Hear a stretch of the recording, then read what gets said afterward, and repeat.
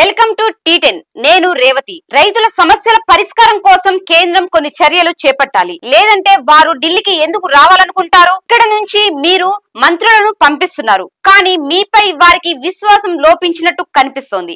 స్థానిక సమస్యలను విస్మరించి ప్రయోజనాల గురించి మాత్రమే చర్చిస్తున్నారని అన్నదాతలు భావిస్తున్నారు. ఇలాంటి పరిస్థితుల్లో రైతులు ప్రభుత్వం మధ్య విశ్వాసం కలిగించే ఓ తటస్థ అంపైర్ కావాలి. అలాంటి వ్యక్తిని మీరు ఎందుకు పంపించట్లేదు అని ధర్మాసనం కేంద్రాన్ని ప్రశ్నించింది. శంభు సరిహద్దు పరిస్థితులపై హర్యానా ప్రభుత్వం దాఖలు చేసిన పిటిషన్ పై విచారణ సందర్భంగా సర్వోన్నత న్యాయస్థానం ఈ వ్యాఖ్యలు చేసింది.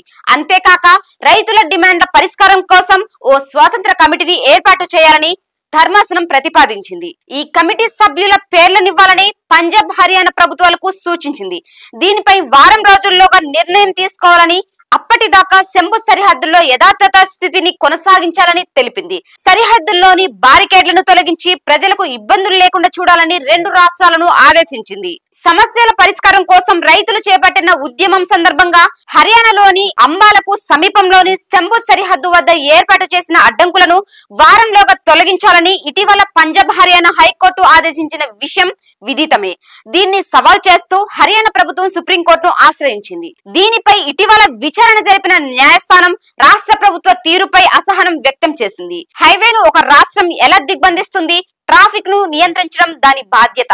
జాతీయ రహదారిని తెరవండి, రాకపోకలను నియంత్రించండి అని ధర్మాసనం ఆదేశించింది. ఇది ఇవాల్టి న్యూస్. చూస్తూనే ఉండండి టీ10.